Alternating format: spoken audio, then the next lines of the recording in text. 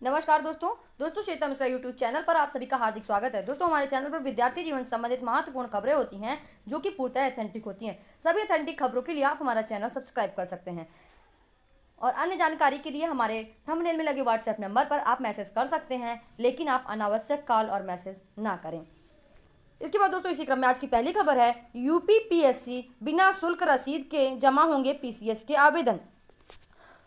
उत्तर प्रदेश लोक सेवा आयोग ने पीसीएस 2020 के अभ्यर्थियों को बड़ी राहत दी है। जो अभ्यर्थी मुख्य परीक्षा के लिए शुल्क जमा करने के बावजूद रसीद का प्रिंट आउट नहीं निकाल सके हैं, वे बिना शुल्क रसीद के ही अपना आवेदन आयोग में जमा कर सकेंगे।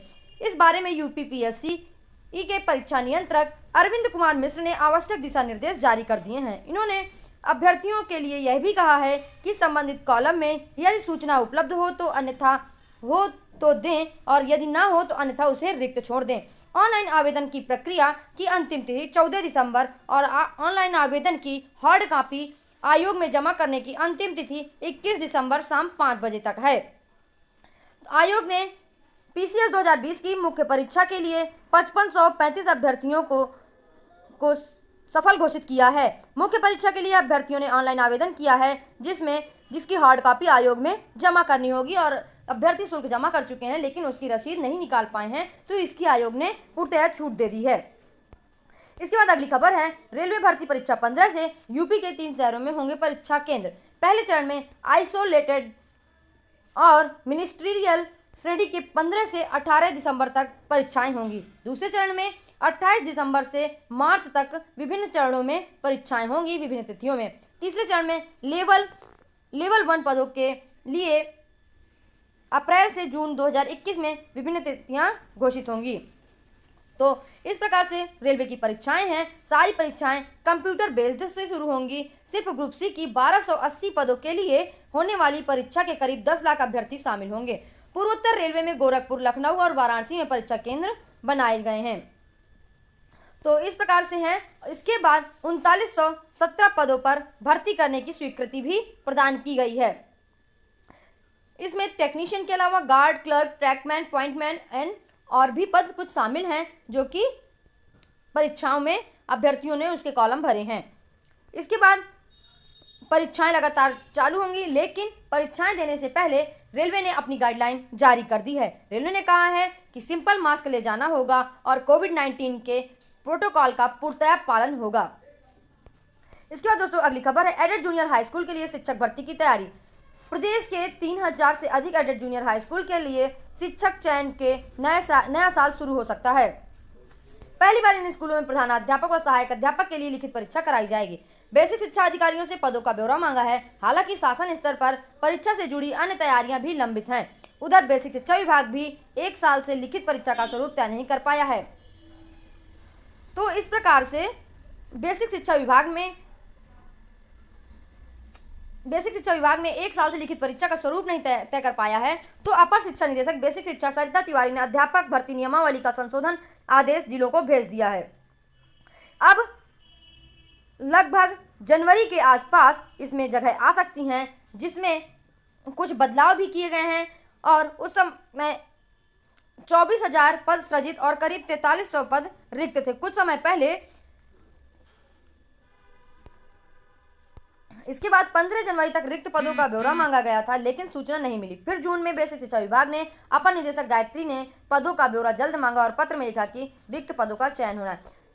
फाइनली अब इंतजार की घड़ियां खत्म हो गई हैं। 24,000 पदों पर एडेड जूनियर हाई स्कूलों में भर्ती होगी, जो कि लिखित परीक्षा के बाद ही पूरी होगी। लिखित परीक्षा होने के बाद लिखित परीक्षा का 60% जोड़ा जाएगा। इसका कट ऑफ शासन निर्धारित करेगा कि किस कट ऑफ तक जाएगी भर्ती। 40-45 करनी है या 30-33 करनी है, जो भी कट ऑफ होगा वो हमारी सरकार तय करेगी। ठीक प्राथमिक की तरह ये जूनियर हाई स्कूलों की भर्ती भी होगी, उसी की तर्ज पर पूरी होगी। बस ये जूनियर की होगी और वो प्राइमरी की थी। यूपीपीएससी प्रवक्ता के 12 पदों का हुआ चयन। आयोग ने घोषित किया सीधी भर्ती का अंतिम चयन परिणाम। 12 पदों पर अभ्यर्थियों का चयन हुआ है, जिसमें अभ्यर्थियों को राजकीय महाविद्यालय में प्रवक्ता के 1 पद और समाज कल्याण विभाग के तहत राजकीय आश्रम पद्धति विद्यालयों में 3 विषयों के प्रवक्ता के 11 पदों पर अभ्यर्थियों का चयन हुआ है। तो ये कल रिजल्ट आया है जिसमें 11 पदों और 1 पद पर चयन हुआ, यानी कि कुल 12 पदों पर चयन हुआ है। स्कूलों में नहीं हो रहा सपोर्टिव सुपरविजन।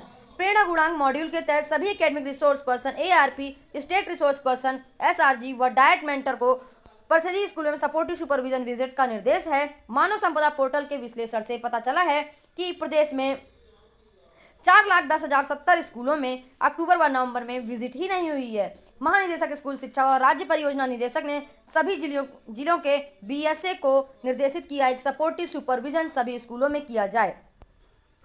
तो अब स्कूलों में सपोर्टिव सुपरविजन कराया जा रहा है। अक्टूबर और नवंबर के त्योहारों के कारण कुछ व्यवधान हुआ, यही वजह है कि नवंबर में 457 स्कूलों में जिनमें सपोर्टिव सुपरविजन नहीं हो सका।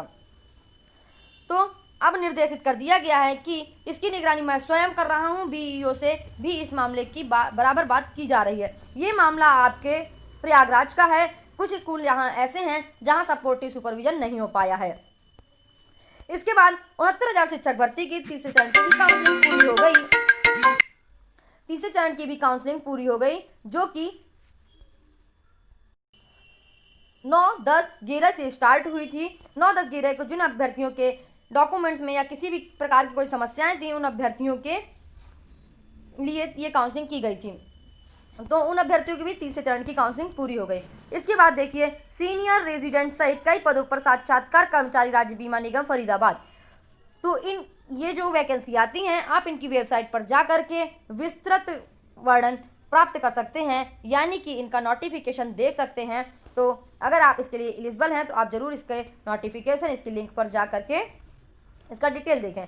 इसके बाद यंग मैनेजमेंट ग्रेजुएट की जरूरत, इंडिया एग्जाम